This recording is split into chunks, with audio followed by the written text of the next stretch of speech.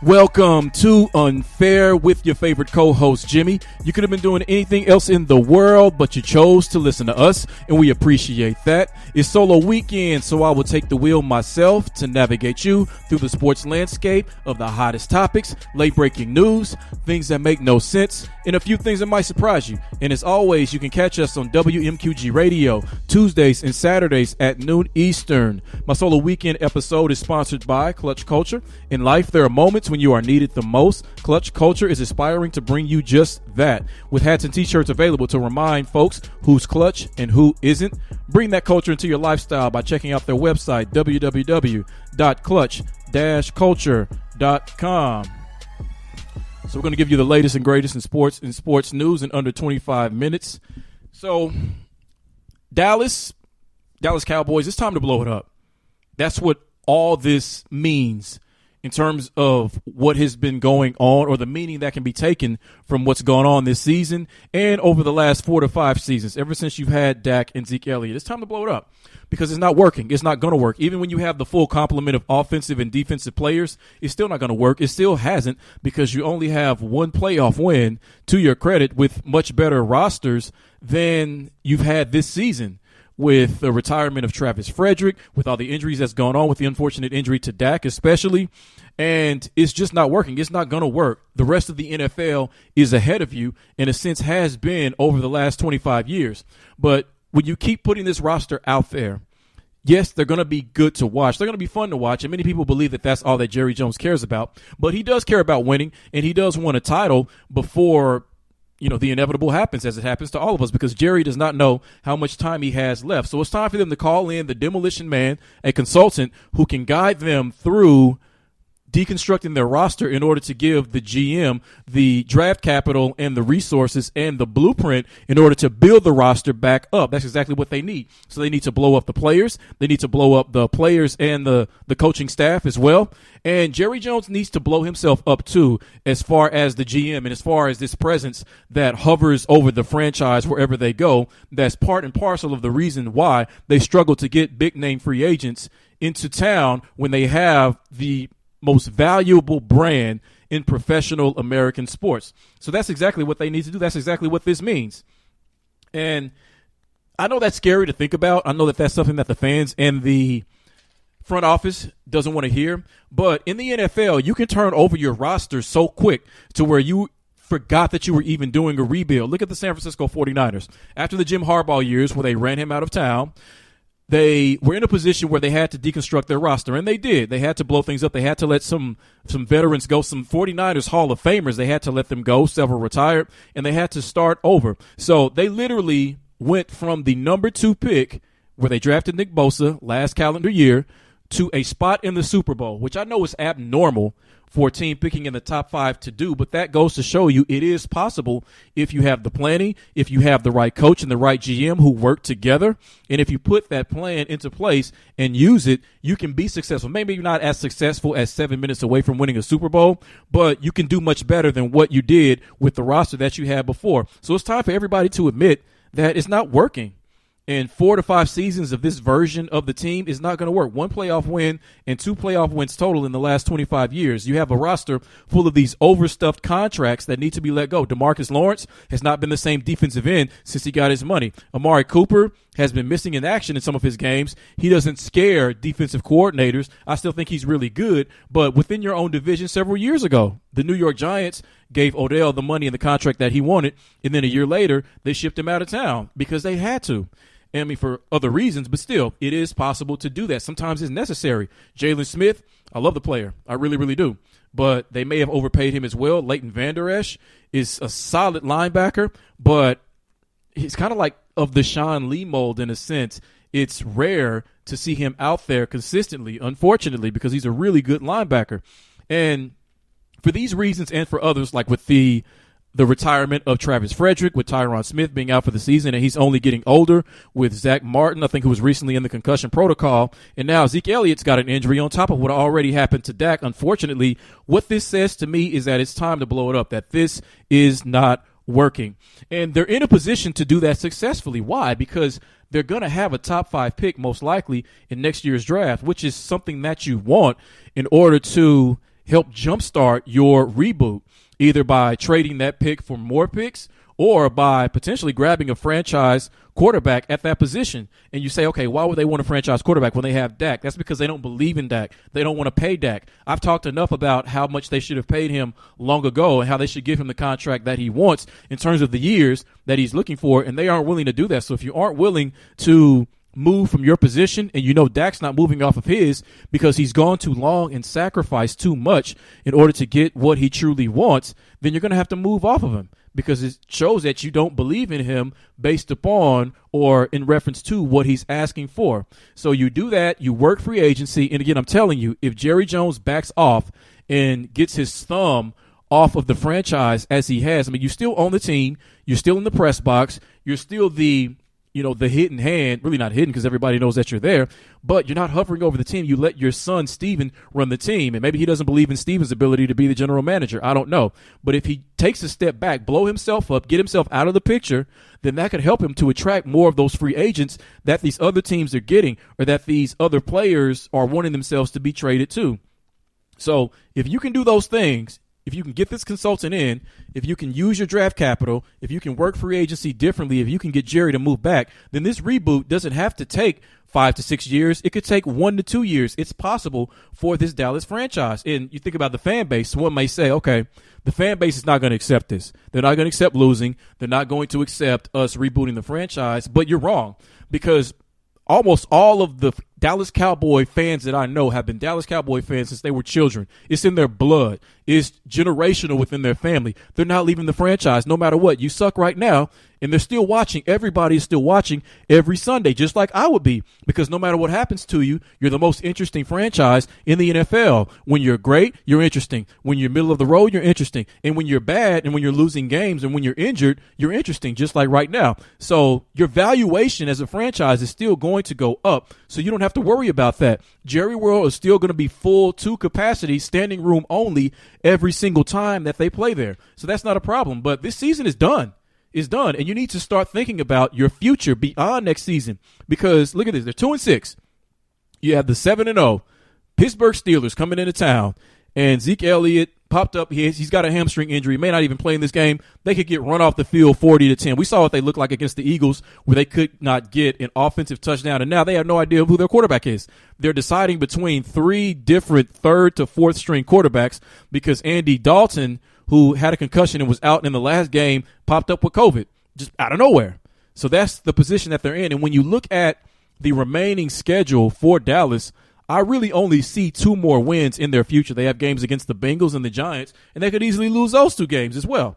So you're fighting with the bottom teams in the league, with the New York Jets and with the Jaguars and with the Texans, for that number 1 to 2 to 3 pick. And there are about 3 to 4 potentially franchise quarterbacks that are going to be in the draft next season, led by Trevor Lawrence. So if you trade away some of what you have for either cheaper younger players, we'll say, or for draft capital, and put yourself in a position to really work the draft, because that's one thing that Dallas does well, is draft players, then you can restart this thing and be further along than you ever thought you could be. So if you said to Dallas, if you restart your franchise, and in 3 seasons you will be competing for an NFC championship, which with obviously a chance to go to the Super Bowl, they would take that. But if you would take that over, okay, we're going to bring back the same roster, fire out the same type of players, coaches, etc., and, we're going to win 9 games this season, 10 games this season, 7 games this next season, but we're never going to get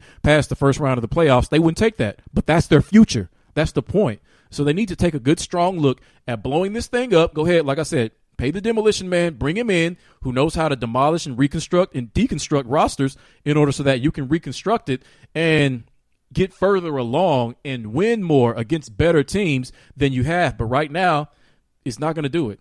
In this season, and what this season means and how it's gone, is the perfect opportunity to stop, go back, and then try to move forward from there with extra draft capital, with reworking free agency, and with getting Jerry Jones getting him out of the way and back in the press box where he belongs.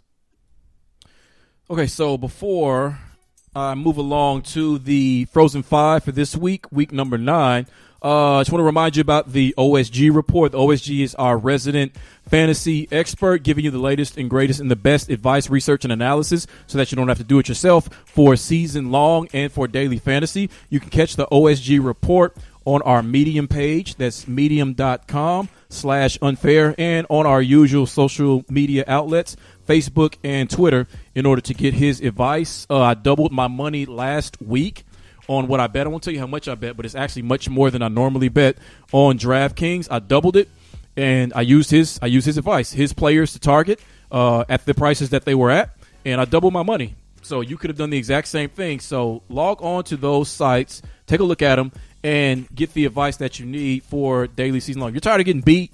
If you're tired of being at the bottom of each of the contest pools that you enter, then I'm telling you, you need an expert to help guide you and teach you how to think about fantasy and what to look at. So look at that OSG report if you want to make money. But if you don't like making money, if you like losing your money to DraftKings and FanDuel, then by all means, don't read it. But I got a feeling that that's not the type of person that you are.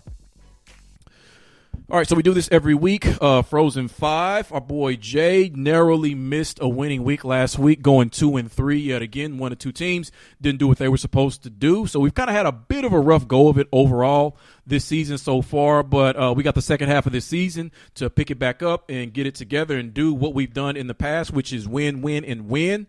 So I'm going to try to do that this week. I got some picks I feel really good about. So this is the Frozen 5, Week 9.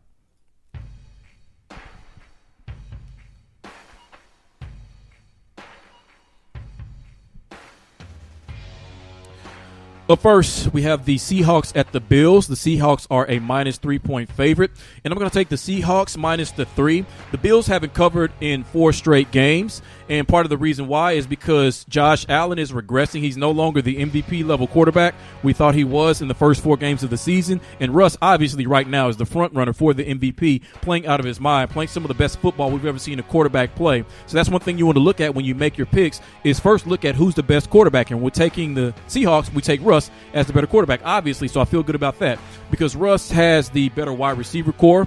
They've got about an equal run game, but that receiving core, I'm telling you, for the Seahawks, Metcalf and Lockett, they're unstoppable. And the Bills, that defense is not playing anywhere near what anybody thought, so they don't have what it takes to stop them. And speaking of defense, I love the Seahawks getting back all-pro safety Jamal Adams from a groin injury, and the trade that they made, really the only one that matters to them is Carlos Dunlap, the defensive end from the Bengals. So they're going to get him to fill that void that they had at pass rusher, along with Bobby Wagner, who may be the best linebacker in football, and KJ Wright, one of the better linebackers as well. So when you look at a game like this, just take the better team. Don't overthink it. So we're going to take the Seahawks to win this game 27-19, covering the 3. Up next, we have the Ravens at the Colts. The Ravens are a minus 2.5-point favorite, and I'm going to take the Ravens minus the 2.5. The Ravens are desperate to win this game because they have to keep up with the Pittsburgh Steelers, a team who they faced last week, had 4 turnovers against the Steelers. I think those were all Lamar turnovers, and they only lost by 4 points. So that means that they really are one of the best teams in this league. They were able to move the ball against that nasty Steelers defense, had over 400 total yards. So that will not be a problem in this game. And they faced a Colts team led by 88-year-old Phillip Rivers, who is a statue back there. And that Ravens pass rush, who just added Yannick Ngakoue in a trade with the Vikings, one of the better pass rushers in the league already, to go with Calais Campbell, are going to get after Phillip Rivers, which is going to make his pass game null and void because he's always going to be looking over his shoulder. So I see this being a game where Phillip Rivers might throw 2 to 3 interceptions like he's prone to do every 4th or 5th game.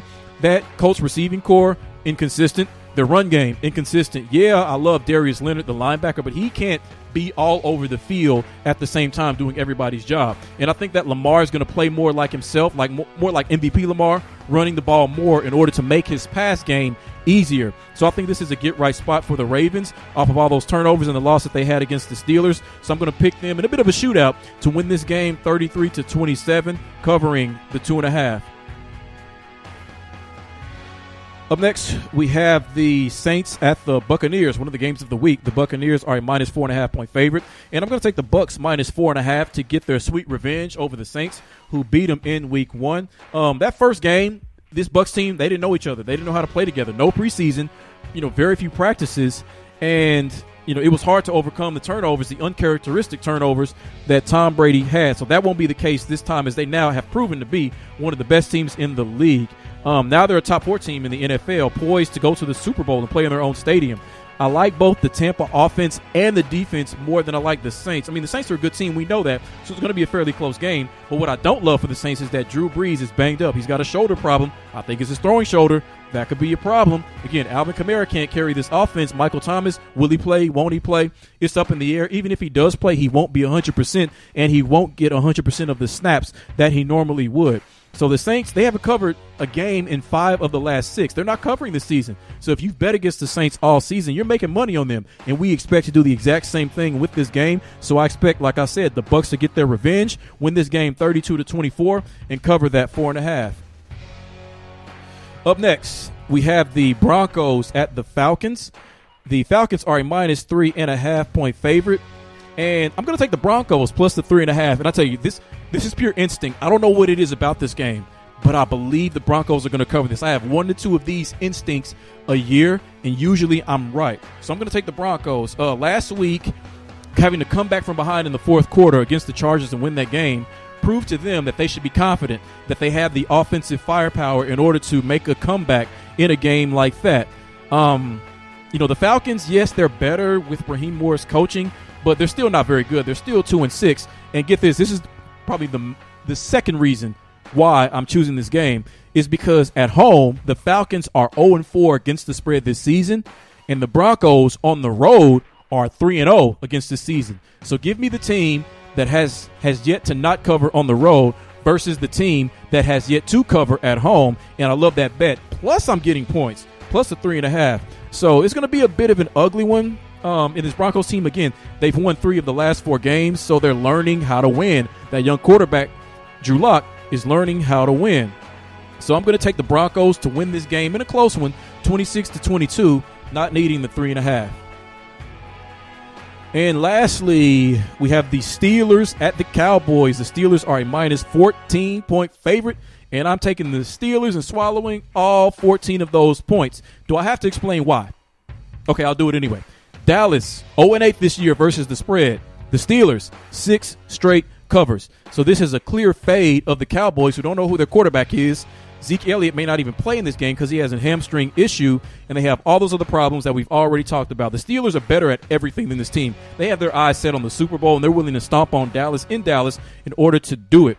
So, those Dallas receivers, they're non-existent. They're not going to be any match for the Steelers team in that pass rush because whatever quarterback the Cowboys fire out there is not going to have time to find those receivers. So this is an easy one. Yeah, I know that's a big number and it's scary. Normally I don't bet numbers over 9 or 10, but I love this game. I told myself at the beginning of the week, no matter what the total was, I was going to bet this game, and I stuck to that. So the Steelers win 31-13, but they're going to cover the 14 on a late touchdown, so you can rest easy knowing that game will win you money.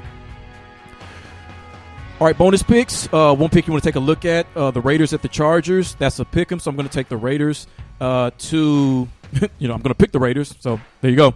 The Chargers find ways to lose a lot of times like they did last year. Unfortunately, I love Anthony Lynn, but his teams just find ways to lose. And therefore, they struggle to cover. The Raiders are 3-1 on the road versus the spread, so I like that. I like the Raiders' offensive personnel better, and as spectacular as Justin Herbert has been, he's still a rookie. And the Raiders believe that they can win this division. They've already beat the Chiefs once, so they have to beat teams like the Chargers in order to solidify that confidence that they can really push for this division. So take a good, strong look at the Raiders as a pick'em. Take a good, strong look at the Washington football team minus 2.5 at home against the Giants as well. Danny Dimes, I like him, but he turns the ball over way too much. And this Washington team is off a bye. They're at home. They have the better defense. They have the better offense. So I like this spot. I think that they'll be confident and comfortable in this game. So take a good, strong look at Washington minus 2.5. So those are 2 bonus picks. For the recap, we're going to take Seattle minus 3. We're going to take Baltimore minus 2.5. We're going to take Tampa minus 4.5. We're going to take Denver plus 3.5. And we're going to take Pittsburgh minus 14. And bonus picks, we're going to take the Raiders out of Pick'em. And we are going to take the football team of Washington minus the 2.5. That is your Frozen 5 for the week. So take a good, strong look at those picks. Feel really confident in those. And a lot of national guys feel confident in those picks as well. So I think that this is a week to take the favorites. So hopefully we can get back on the winning track as we are prone to do and make you all some money as we make ourselves money. So to close out the show, just want to give talk about the NBA real quick. It was announced that the season is going to begin December 22nd. As the Players Association has agreed to. The draft is already set for November 18th, so in about 11 days or so, and free agency is going to be somewhere in between that. They're going to reduce the amount of the season to 72 games as well. So I'm just giving you this news in case you hadn't heard this yet. And overall, I think this is a great move. I think that this is a much better plan than starting the season a month later, mid-January, as opposed to December 22nd, which is what they're going to do right around Christmas time. So that's going to be fantastic. I think that this is going to help the NBA to maintain starting their next season on time, because starting in January and playing a full slate of 82 games as they were planning to do was just going to push things way too far and screw up the timelines, which screws up, obviously, the offseason, your draft, free agency, the players' ability to have the time away from basketball that they need in order to vacation, in order to rehab, in order to build further build chemistry with their teammates, especially guys on new teams. So I think that this is a great move by the NBA. And I was reading, I've read some books about screenwriting. And there's a screenwriter in one of the books I read who said that the formula to making a great film is this right here. So listen up. You get a great beginning and a great ending and get them as close together as possible.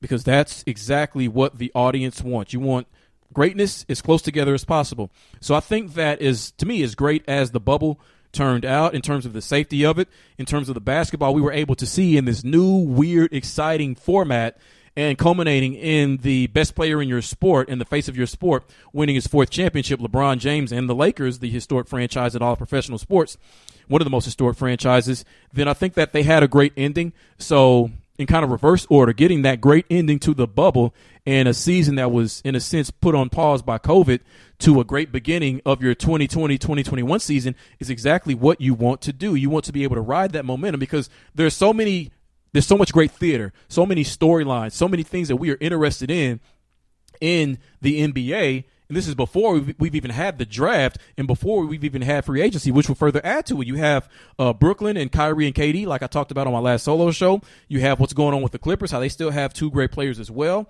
And they're going to have a new coach, Tyronn Lue. Can the Lakers repeat? That's what people are wondering. Doc Rivers is in Philadelphia. How's he going to do there? The young Celtics team is coming up. The Miami Heat proved that they are here and they're ready to contend for another championship. Denver, up and coming.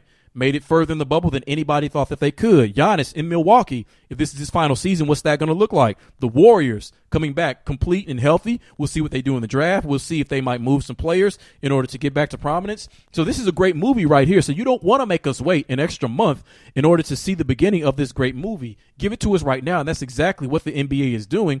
And it's those kind of decisions that will help the NBA to challenge what I call the big bully on the block, the NFL, who have run professional sports in this country for probably at least a decade, for you to challenge them and for you to be able to say our projections have us at $27 billion over the next 5 to 6 years, or by the next 5 to 6 years. That's what you want. So I think the NBA's got an opportunity to do that again. It's going to be bumpy. It's going to be choppy because they're probably still not going to be able to have fans or very many fans in the stadiums, in the arenas.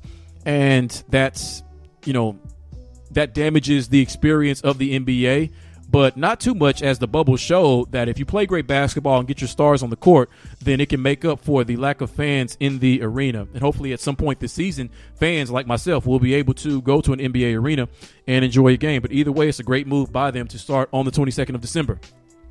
So that's the show. We appreciate it as usual. To Mike, Bob, and Wendy, the production team, I appreciate you. To my co-host Jay, always bringing the fire. Appreciate you as well. Look forward to our next show early next week, Lord willing. To all of our loyal listeners, anyone who suggests our show to others, we appreciate that. And as always, this has been Unfair with your boy Jimmy. Peace.